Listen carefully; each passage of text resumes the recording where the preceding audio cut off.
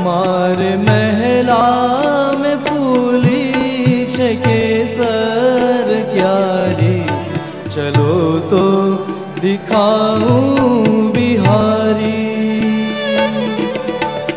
अति सुंदर बहुत अमोलक, अति सुंदर बहुत अमोलक, रंग रंगीली छे बारी, चलो तो दिखाऊं बिहारी। मारे महला में फूली छे केसर क्यारी, चलो तो दिखाऊं बिहारी।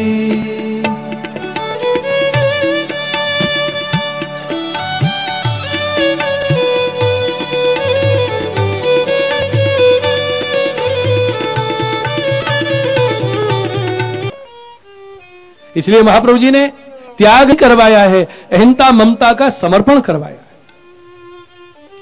हमने छोड़ा नहीं है, भगवान को समर्पित किया है। मैं भी समर्पित, और जो मेरा है वो भी समर्पित।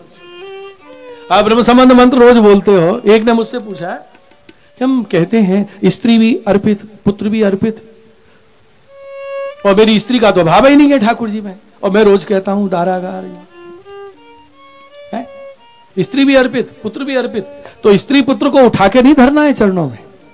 क्या समर्पण किया है कि स्त्री में जो ममत्व है, ये मेरी स्त्री है, ये मेरा पुत्र है, ये मेरा घर है, ये मेरा धन, इस ममत्व का समर्पण हुआ है।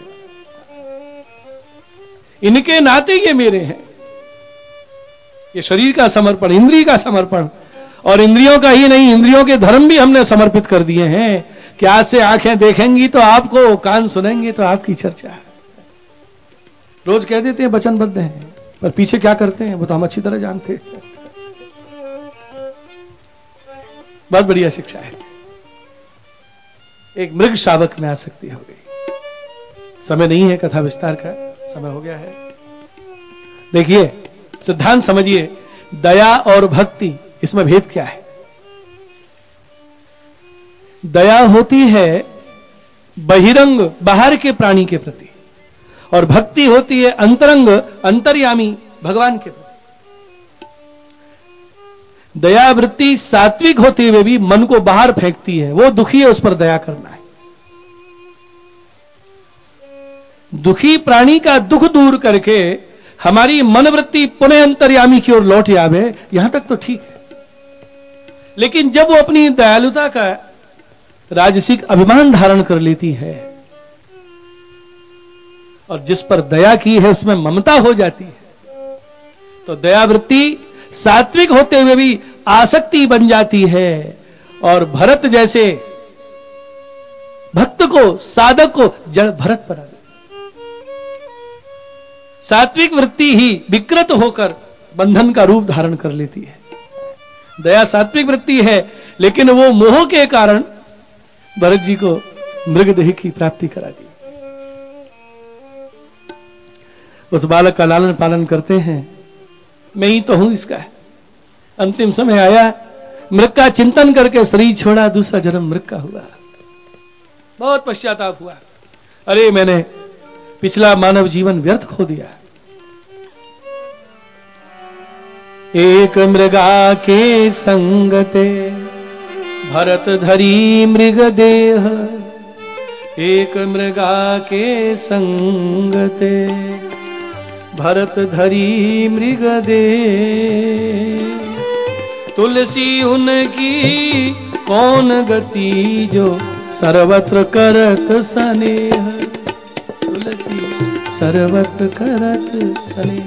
जिनकी ममता सब जगह फंसी हुई है, उनकी क्या हालत हुई। मृग शरीर छूटा, तीसरा जन्म एक ब्राह्मण घर में हुआ। 2 पत्नियां थी उनकी, एक के 9 पुत्र थे, दूसरे पुत्र भरत जी और एक पुत्री हुई। बड़े सावधान रहते हैं फिर किसी में आसक्ति ना हो जाए। पिता ने संपत्ति का बंटवारा कर दिया, और भरत जी तो ऐसा प्रदर्शन करते हैं, मैं अज्ञानी हूं, नाम धर दिया जड़ भरत।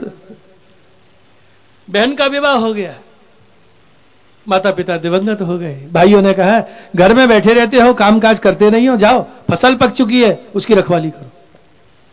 खेत में बिठा दिया। जड़ भरत जी को सर्वात्म भाव सिद्ध हो गया है।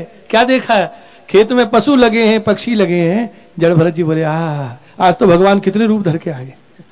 राम की चिड़िया, राम को खेत, खाओ चिड़ैया भर भर फेंक, सब खेती चौपट हो गई। 9 भाइयों को खबर मिली, खूब बुरा भला कहा, अपमानित करके भगा दिया।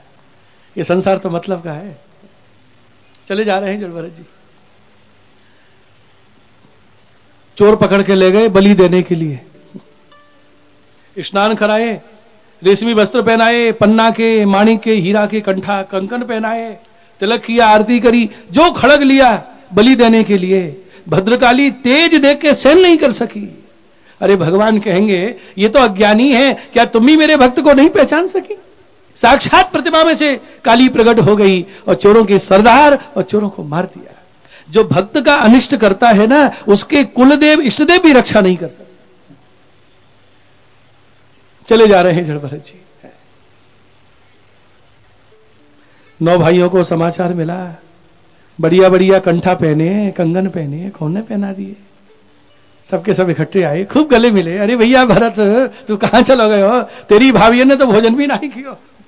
जड़ भरत जी देख रहे हैं, आज तो बड़ा लाड़ दिखा रहे हैं, क्या चक्कर है? ये कंठा कौन ने पहना है, ये हार कौन ने पहना है? सब उतार लिए। जड़ भरत जी समझ गए इन्हीं को चक्कर है। भैया घर में चलो, तुम्हारी इच्छा है या बाहर रहो। जड़ भरत जी बोले बाहरी चौकों में, तो सब समेट के ले गए। जंगल के रास्ते से जा रहे हैं।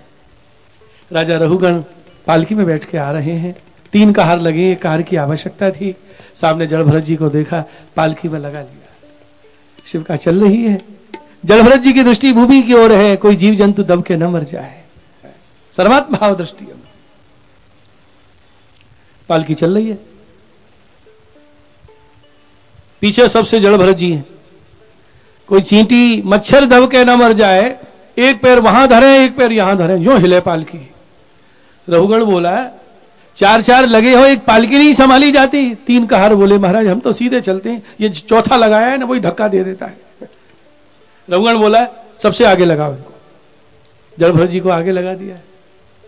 चल रहे हैं, देखा चींटी मच्छर कोई दब के ना मर जाए। डंडा पकड़ा कस के और जो लंबी छलांग लगा के आगे कदम रखा, पालकी टेढ़ी होते से बच गई। अब तो रघुगण का मुख लाल हो गया। क्या बोला? अहो कष्टम, बड़े कष्ट की बात है। हे भ्रातः, हे भाई, व्यक्तम उरु परिशांत, लगता है तुम बहुत थक चुके हो। दीर्घं अगवानम, एक एव उहीबान, तुम अकेले ही तो पालकी का बोझ उठा रहे हो। रुचिरंग ना सहन नांग, तुम्हारे अंग भी संगठित नहीं है। सुचिरंग नति पीवा, न तू बहुत स्पष्ट ही है। जरसा च उपद्रुता, क्योंकि तुझे बुढ़ापे ने घेर लिया है। जंग वचन बोल रहे हैं। जड़ भरत जी शांत चले जा रहे हैं, कोई असर नहीं महाराज। तूष्णी पूर्वत शिवकाम उवाह, ले जा रहे हैं पालकी को। अब की बार क्या देखा, यहां से लेके वहां तक छोटे छोटे जीव, कोई दब के न मर जाए। पहले तो एक पैर उठाते थे, अब की दोनों ही पैर उठाए। पालकी का डंडा कस के पकड़ा, जो होगा सो देखा जाएगा। गाड़ी तो दे ही रहे हो, जो छलांग लगा के यूं कूदे महाराज। पालकी औंधी हो गई, डंडा सिर में लगे, रघुगण राजा की गुलटियां खाए के नीचे गिरे। अब तो चेहरा लाल हो गया। और क्या बोला? किंग इदं अरे त्वम जीवन मृत, अरे क्या तुम जीते हुए मरे के समान हो। माम कदर्थी कृत्य भर्तुषाश्रमति चरसी, मेरी अवहेलना कर रहा है, जानता नहीं मैं राजा हूं। दंडपाणी ही जनताया इवते प्रमत्तस्य, तू उन्मत्त हो गया है। चाहे चिकित्साम करोती, अभी तेरा इलाज किए देता हूं। जब बहुत बोले, भरत जी ने देखा अब इसको परिचय दे ही देना चाहिए। महाराज आपने कहा तू दुर्बल है। महाराज मैं शरीर नहीं हूं, मैं आत्मा हूं। शरीर दुर्बल होता है, हृष्टपुष्ट होता है, जीता हुआ मरे के समान है। महाराज सभी जीते हैं, सभी मरते हैं, शरीर का धर्म है, आत्मा न जीती है न मरती। व्यंग वचनों का ऐसा उत्तर दे रहे हैं। महाराज आपने कहा अकेले भार उठा रहे हो, आत्मा को कोई भार नहीं होता। पर आपकी एक बात समझ में नहीं आई। आपने कहा कि मैं राजा हूं और तुम मेरे चाकर हो। महाराज अभी आप में भेद बुद्धि है और भगवान कपिल से उपदेश लेने जा रहे हो। जब तक ये भेद बुद्धि समाप्त नहीं होगी आप उपदेश के पात्र नहीं बन सकते। और आपने कहा अभी हम आपकी चिकित्सा कर देंगे। महाराज हम तो 3 जन्म की चक्की में पिस के आए हैं, पिसे पिसाए का क्या आप पिष्ट पेक्षण करेंगे। रघुगण ने देखा मेरी व्यंग वचनों का ऐसा उत्तर दिया है, चरणों में गिर पड़े, क्षमा मांगी। मैं आपको पहचान नहीं सका, आप कौन हैं? कहीं आप दत्तात्रेय तो नहीं है, कहीं आप भगवान कपिल तो नहीं है। मेरी परीक्षा लेने के लिए आप पधारे हैं, मुझे क्षमा कीजिए भगवान, मैं आपको पहचान नहीं सका। अहम च योगेश्वरमात्म तत्व विदां मुनीनां परमं गुरुं वै प्रष्टुं प्रवत्तः किमिहारणं तत् साक्षात् हरिं ज्ञान कलावती।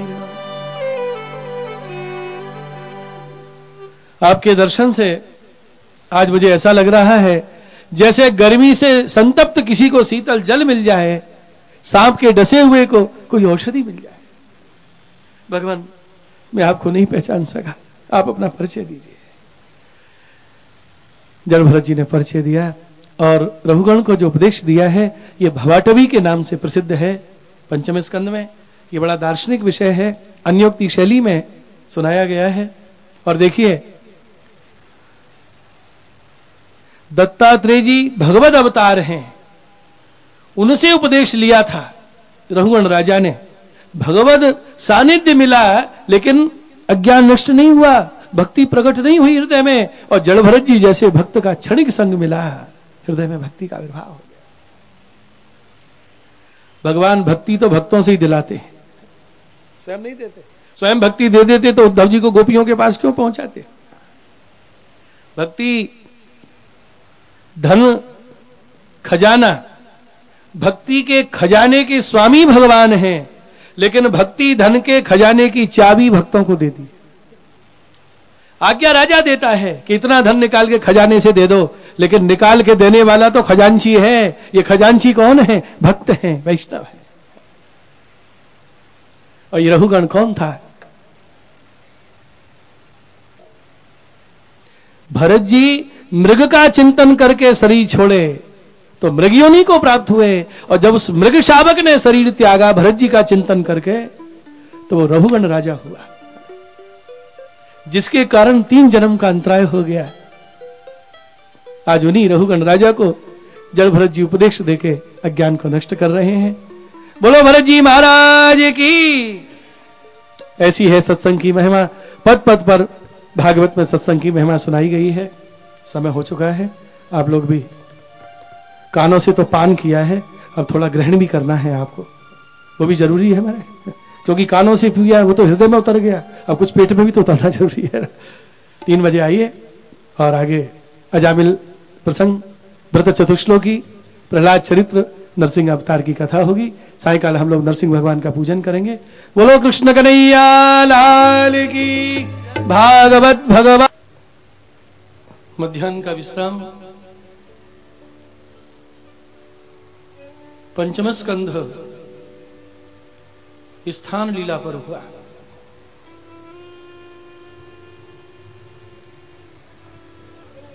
श्री सुखदेव जी महाराज ने 5वां स्कंद में स्थान विषय के अंतर्गत ब्रह्मांड का वर्णन, भूगोल खगोल का वर्णन किया है।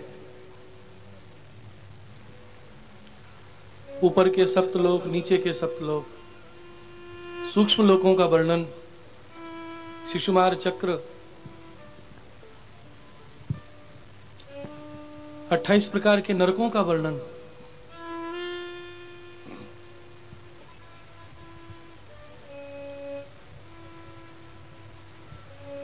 महाराज परीक्षित की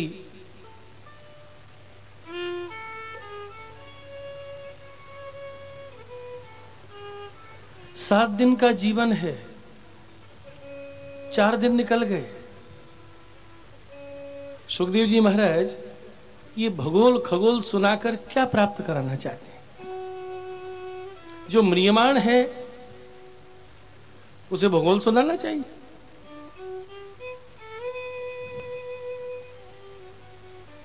देखिए,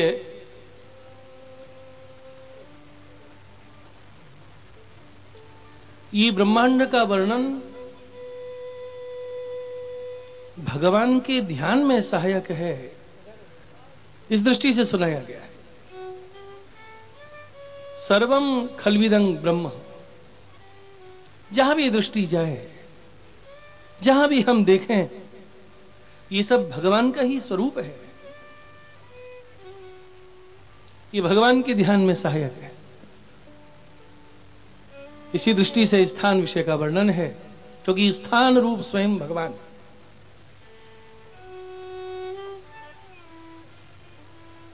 जब नरकों का वर्णन किया, कौन सा पापी किस पाप के कारण कौन सी नरक यातना भोगता है, षष्ठम स्कंद पोषण लीला है। और पोषण लीला का प्रारंभ महाराज परीक्षित के इसी जिज्ञासा से हो रहा है, क्या कोई ऐसा प्रायश्चित नहीं है जिससे नरक की यातना न भोगनी पड़े?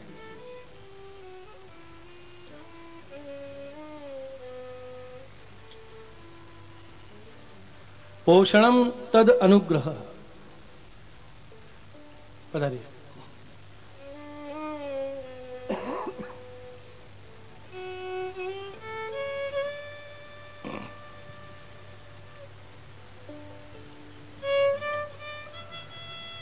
श्री गोवर्धन नाथ की जय।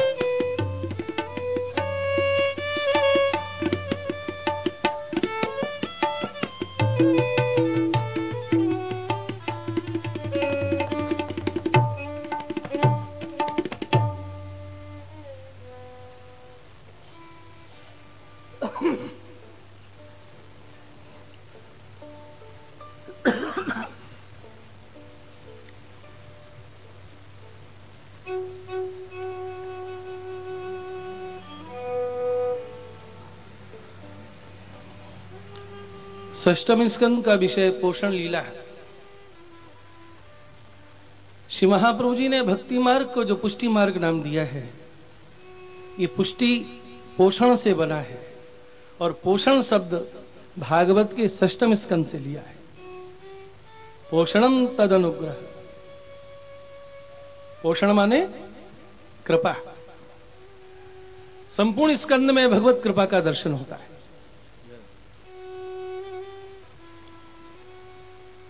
असंभव कार्य भी संभव हो जाता है।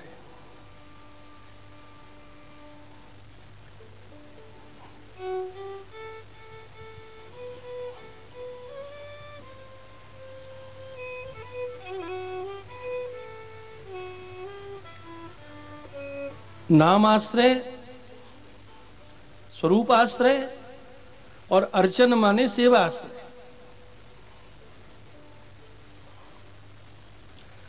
कृपा तो हो रही है, लेकिन इसके द्वारा कृपा का अनुभव होता है।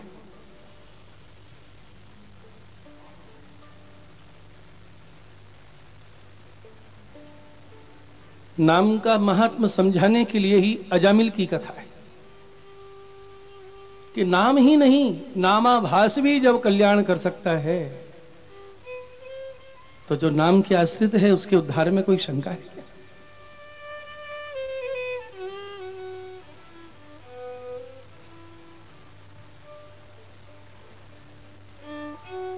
क्यों नाम जपे?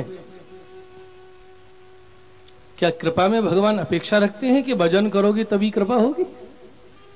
कि नाम जपने से कृपा की अनुभूति होती? कृपा हो रही है यह अनुभव होता है, और नहीं तो यूं ही कहते हैं उन पर कृपा ज्यादा है, हमारे ऊपर कृपा ही नहीं। सेवा में पहुंचते हो कि नहीं, कृपा ही नहीं। सत्संग करते हो कि बिल्कुल नहीं, क्यों? कृपा ही नहीं। जब होगी तब करेंगे। हो रही है लेकिन अनुभव नहीं हो रहा है। दर्शन करते हो ठाकुर जी के? नहीं, क्यों? कृपा ही नहीं। तो मैंने उनसे पूछा है, दोनों समय भोजन करते हो क्या? बोले ये तो करना ही पड़ता है, नहीं जिएंगे कैसे? तो ये कृपा कैसे? देखो ये तो काम जरूरी है।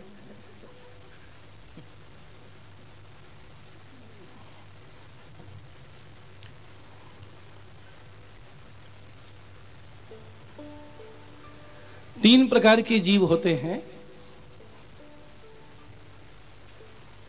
साधन मार्गी,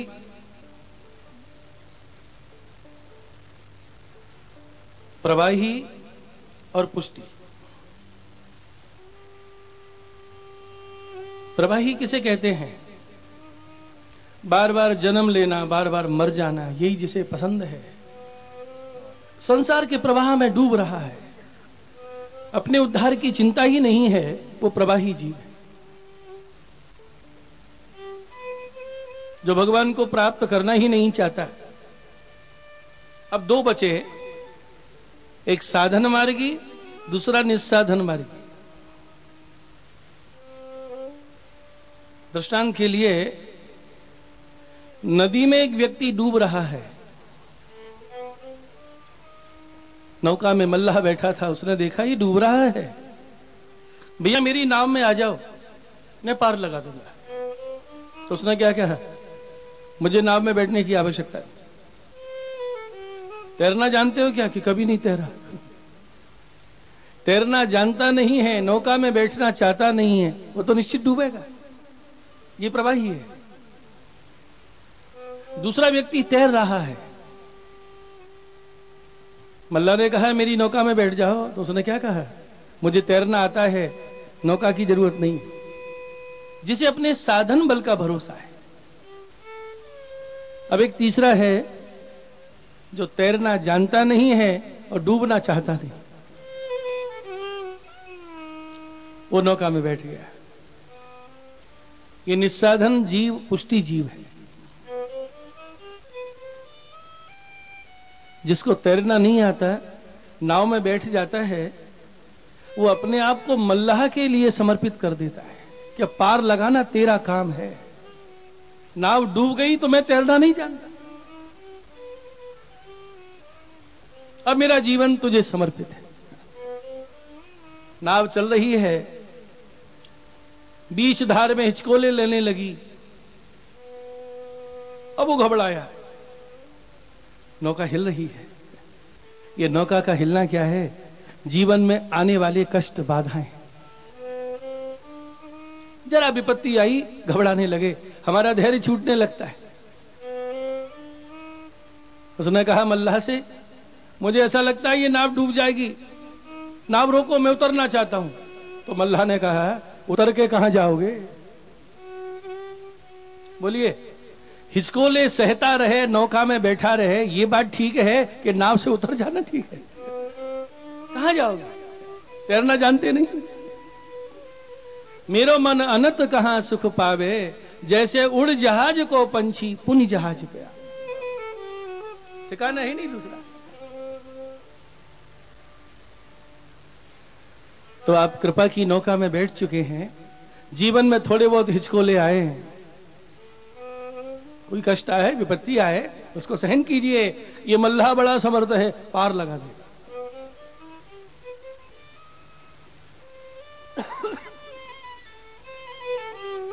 दूसरा दृष्टांत, आम के वृक्ष की डाल पर पका हुआ आम का फल लटक रहा है, बड़ा मीठा पका फल। 3 व्यक्ति निकले, प्रवाही था, उसने देखा फल तो बढ़िया है लेकिन डाल बहुत ऊंची है, इसको प्राप्त करना संभव नहीं है, और वो चला गया। फल माने ठाकुर जी, जो जीवन में भगवान को प्राप्त ही नहीं करना चाहता वो प्रवाही है। अब दूसरा जो साधन मार्गी है, जिसको साधन का बल है, उसने साधना की, पेड़ पर चढ़ गया, चढ़ तो गया, डाली बहुत कमजोर थी, जब वो डाली के ऊपर आया तो हिल रही है।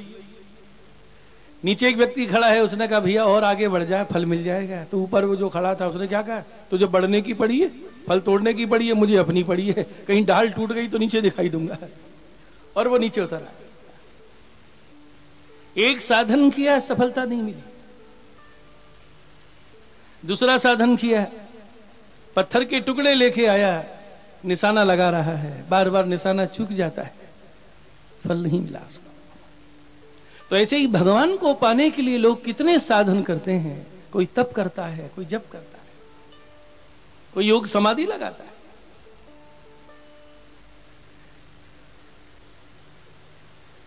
जब वो थक गया, चलने लगा, तो तीसरा व्यक्ति जो खड़ा है, पुष्टि, उसने कहा कहां जा रहे हो? बोले इस फल को प्राप्त करना तो बहुत कठिन काम है, मैं घर जा रहा हूं। तुम क्या कर रहे हो?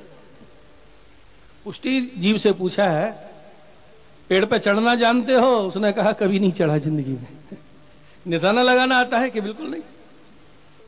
जब मैं साधन करके थक गया, मुझे फल नहीं मिला, तू तो निस्साधन है, तुझे ये फल कैसे प्राप्त होगा? तो पुष्टि जीव ने क्या उत्तर दिया? इसी बात को समझना है।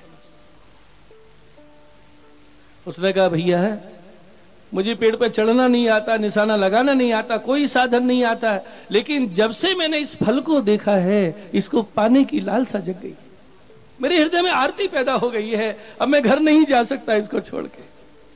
तो भैया कैसे प्राप्त करोगे? उसने उत्तर दिया कि मैं तो इस फल के नीचे, वृक्ष के नीचे बैठ जाऊंगा और रात दिन इसको देखता रहूंगा, मुझ पर कृपा कीजिए।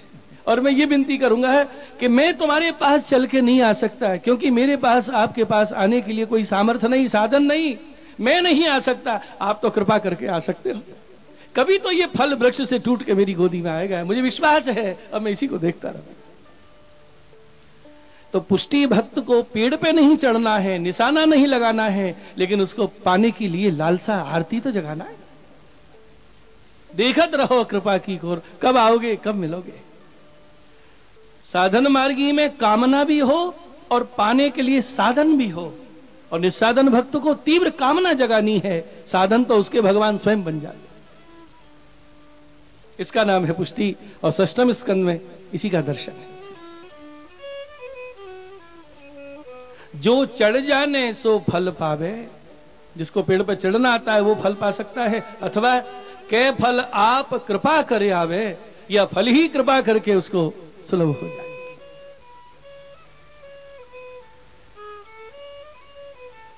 बोलो कृष्ण कन्हैया लाल की। ये आज ऊंची ऊंची बिल्डिंग बनती है ना, यहां भी है महानगरों में, 2-2 मंजिल की, है ना। कैसे जाते हैं? प्रवाही को तो जाना ही नहीं, उसकी तो बात ही छोड़ दो। साधन मार्गी क्या कहेगा? अरे मुझ में चढ़ने की सामर्थ्य है, अभी सीढ़ी चढ़ा जाता हूं, और वो सीढ़ियों पे चढ़ रहा है। लेकिन जो निस्साधन है वो क्या करे कि सीढ़ी पे चढ़ूंगा, मेरी तो श्वास भरने लग जाएगी, हार्ट का मरीज हूं मैं, क्या करूं? उसने क्या किया, लिफ्ट में चढ़ गया और बटन दबाया, वो पहुंचा जाके। कृपा की नौका में बैठ जाइए, कृपा के आश्रित हो जाइए, काम बन जाता है।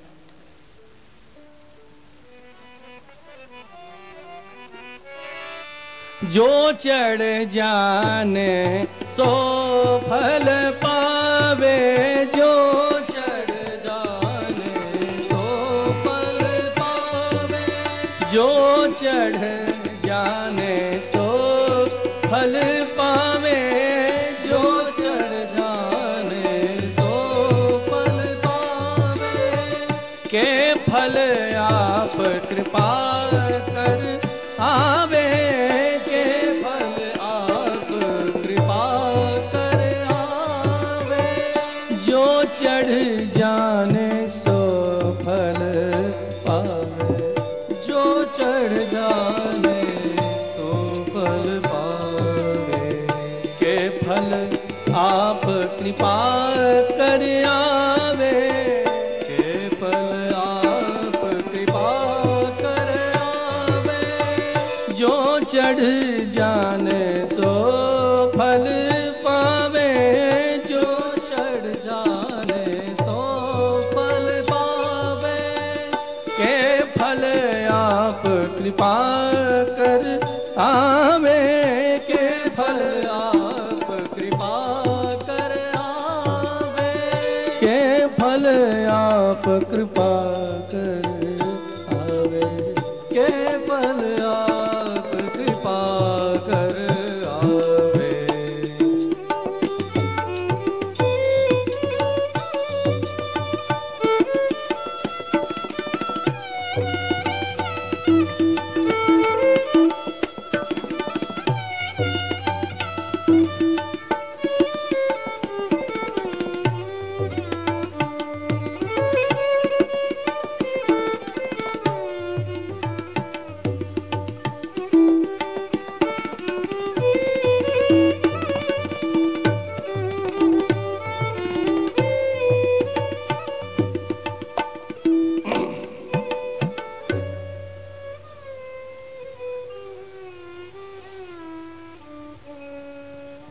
आप सबको हिंदी ब्रजभाषा अच्छी तरह समझ में आ रही है? सबको? जिसको समझ में नहीं आती वो जरा हाथ खड़ा कर दे, मुझे संतोष तो हो जाएगा। एक भी हाथ खड़ा नहीं हुआ। सबको समझ में आ रही है? हाँ, समझ में नहीं आती तो आते ही क्यों? क्या हो? देखिए, गुर्जर भाषा का स्थान है, प्रांतीय भाषा है, और पुष्टि मार्ग में तो विशेष स्थान रखती है गुजराती भाषा, और सब भाषाओं की जननी है संस्कृत, देव भाषा है। लेकिन एक निवेदन करूं, संस्कृत भाषा देवताओं की भाषा है, देवता बोलते हैं, लेकिन ब्रज भाषा पुरुषोत्तम की भाषा है, हमारे पुष्टि प्रभु श्याम सुंदर बोलते हैं। गोसाई जी ने पुरुषोत्तम की भाषा कहा है ब्रज भाषा।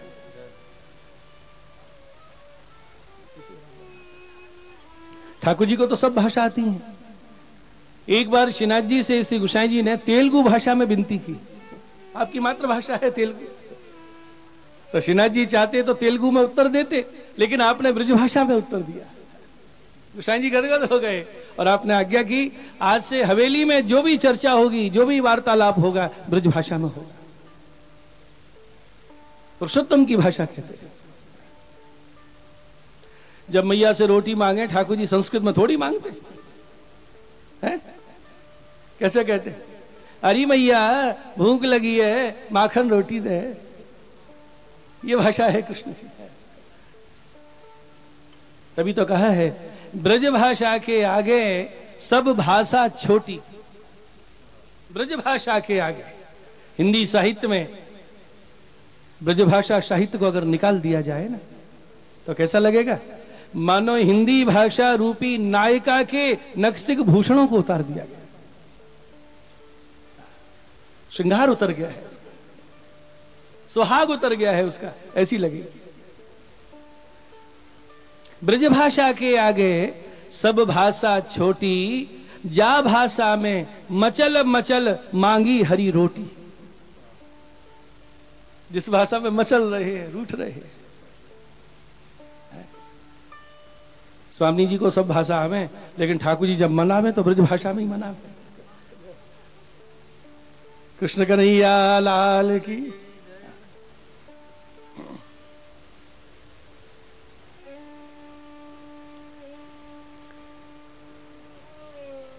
और भले ही हम गुर्जर भाषा बोले, लेकिन जब ठाकुर जी को रिझाने के लिए आप अष्टछाप के कीर्तन गाते हो ना, तो और धोल पद से नहीं रिझाए ठाकुर जी, वो तो अष्ट सखान की वाणी से ही रिझाए, और वो आपको ब्रज भाषा में ही गानी पड़ेगी।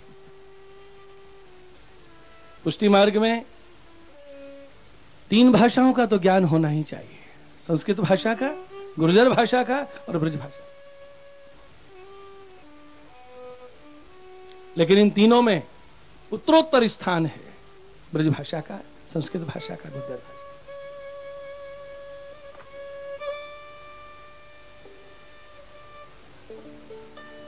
जब महाराज परीक्षित ने नरकों का वर्णन सुना,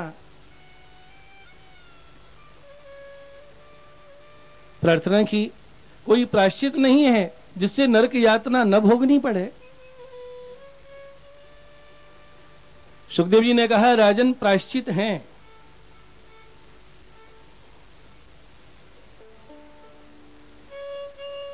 प्रायश्चित बतलाए। परीक्षित ने कहा, प्रायश्चित मतो पार्थं मन्ये कुंजर सौचिवत। प्रायश्चित करने के बाद फिर पाप कर्मों में लिप्त हो गए तो वो प्रायश्चित तो कुंजर सौच माने हाथी के स्नान जैसा है। हाथी पहले जल से स्नान करता है, पीछे धूल सिर पे डाल लेता है। फिर सुखदेव जी ने दूसरा समाधान बतलाया। तपसा ब्रह्मचर्येण शमेन च दमेन च त्यागेन सत्य संचाभ्याम यमेन नियमेन च। तप, ब्रह्मचर्य, समदम, त्याग, सोच, योग द्वारा, ज्ञान अग्नि के द्वारा पापों को भस्म कर दिया जाए। परीक्षित को यह बात भी गले नहीं उतरी। क्या कहा? वेणु गुल्म मिवा नलह। जंगल में बांसों के रगड़ से अग्नि प्रज्वलित हो जाती है, दावानल। वो जंगल के वृक्षों को तो जला देती है, लेकिन वृक्ष जो जमीन में जड़ है वो नहीं जल पाता। वर्षा में वो जड़ से फिर वृक्ष पीकने लग जाते। तो ये साधन पापों को समूल नष्ट नहीं कर पाते। ये परीक्षित ने उत्तर दिया। तो सुखदेव जी समझ गए ये भक्त है, साधन की बात नहीं मानेगा। तब तीसरी बात कही, केचित केवल या भक्त्या वासुदेव परायणा। केचित, अरे भक्ति के अधिकारी कोई विरले होते हैं। केचित केवल या भक्त्या, केवल भक्ति के द्वारा, भक्ति को और किसी साधन की अपेक्षा नहीं होती।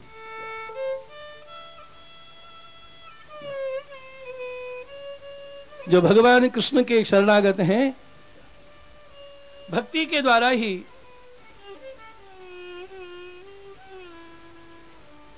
अवंग धुनवंती का स्नेह निहार मिव भास कर।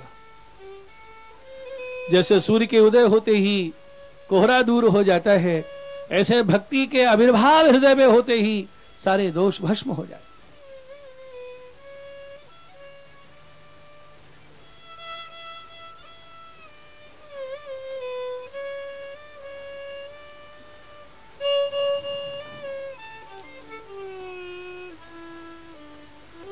कान्य कुब्जे ध्वजा कश्चित् दासी पतिरजा मिलः।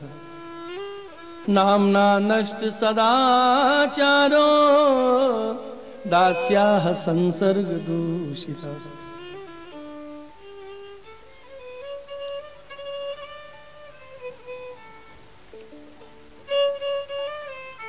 कन्नौज में अजामिल नाम के ब्राह्मण रहते थे।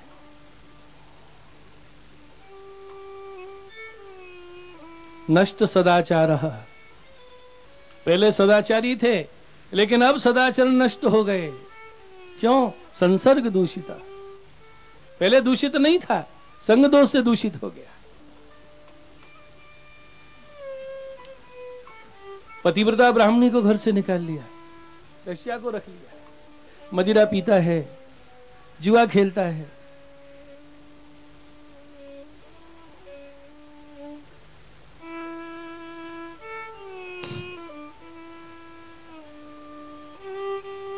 देखिए, भगवान का जन्म यदि दुस्संग में पड़ जाए, ठाकुर जी अपने जीव को छोड़ते नहीं है, यदि दुस्संग लग जाए तो कोई ना कोई बहाना खोजते हैं उसका कल्याण करने के।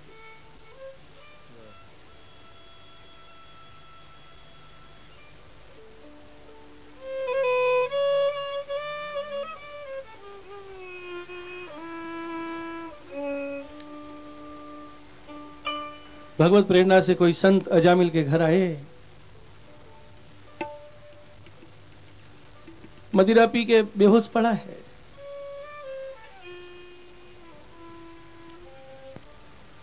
संत ने देखा आज कहां पहुंचा दिया भगवान ने मुझे,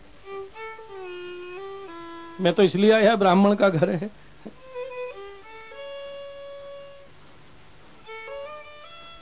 ये कौन है? अजामिल के पुत्र हैं। क्या नाम है? ऊटपटांग नाम धरे थे, सो बता दिए। सामने स्त्री खड़ी है, गर्भवती थी। संत ने चलते समय एक बात कही बस, कि जब भगवान ने भेजी दिया है तो इसका कल्याण होना चाहिए।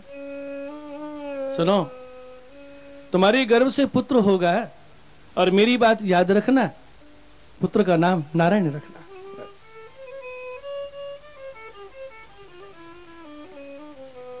संत चले गए। पुत्र का जन्म हुआ, संत की बात याद रही और उस पुत्र का नाम नारायण रखा।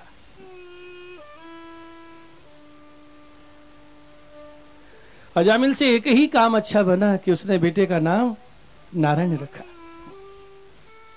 कोई भी काम करता अपने बेटे को बुलाता, नारायण यहां आओ, नारायण चलो हमारे साथ। पहले ऐसे ही नाम धरे जाते थे,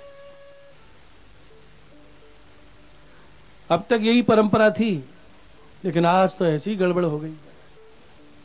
ऐसे नाम धरे जाते हैं जिनका कोई अर्थ ही नहीं, निरर्थक।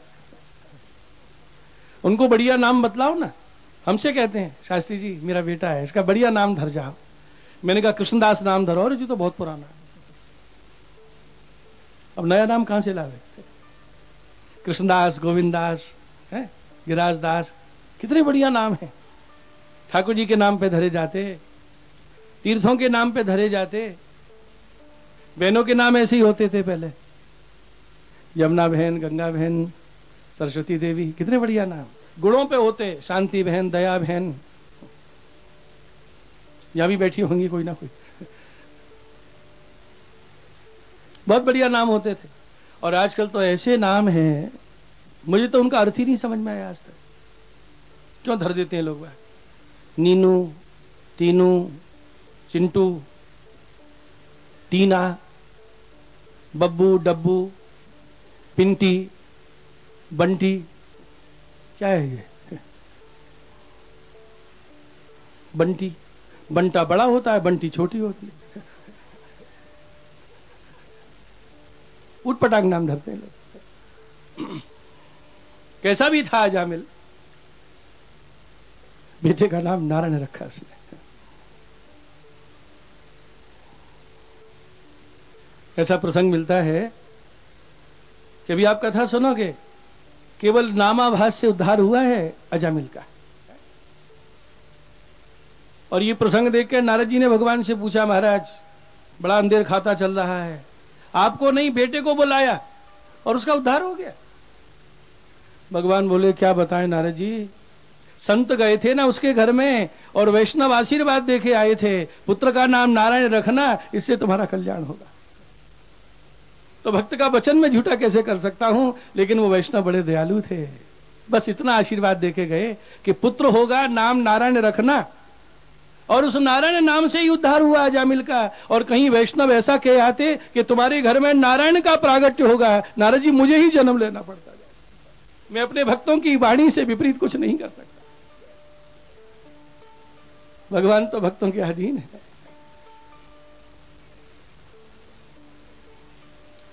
अस्सी वर्ष की आयु हो गई, यमदूत प्राण लेने के लिए आए, यम की फांसी गले में डाल दी।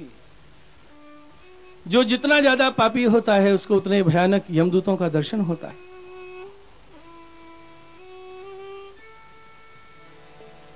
भयानक यमदूतों को जब देखा जामिल ने, भयभीत हुआ। सामने पुत्र नारायण खेल रहा था, उसको बुलाया। नारायणाय, नारायण आओ, नारायण आओ, मेरी रक्षा करो। दूरे क्रीडन का सक्तम पुत्रं नारायणाय। अब तो नारायण नाम की ध्वनि निकलने लगी। नारायण नारायण नारायण, जल्दी आओ, नारायण बचाओ। निशम्य म्रियमाणस्य ब्रुवतो हरि कीर्तनम भर्तुर्नाम महाराज पार्षदा सहसा पतन। जब नारायण नारायण नाम बार बार उच्चारण हुआ, उसी समय भगवान के पार्षद वहां प्रकट हो गए और भगवान के दूत यमदूतों से बोले, अंतिम समय भगवान का नाम ले रहा है, ये हमारे साथ भगवान के धाम में जाए। यमदूतों में और विष्णु दूतों में विवाद होने लगा। यमदूत बोले ये पापी है, विष्णुदूत बोले कैसा भी है, अंतिम समय नाम ले रहा है। यमदूतों ने कहा अरे ये भगवान को नहीं पुकार रहा है, अपने बेटे को पुकार रहा है। तो भगवान के पार्षदों ने पूछा बेटा कब से है? बोले 4-5 साल से। और नारायण नाम कब से है? बोले ये तो अनादि है। बेटा नहीं था तब भी नारायण नाम है और बेटा नहीं रहेगा तो भी ये नाम है, हम तो नाम को जानते हैं। और भगवान के पार्षद नाम की महिमा सुनाने लगे।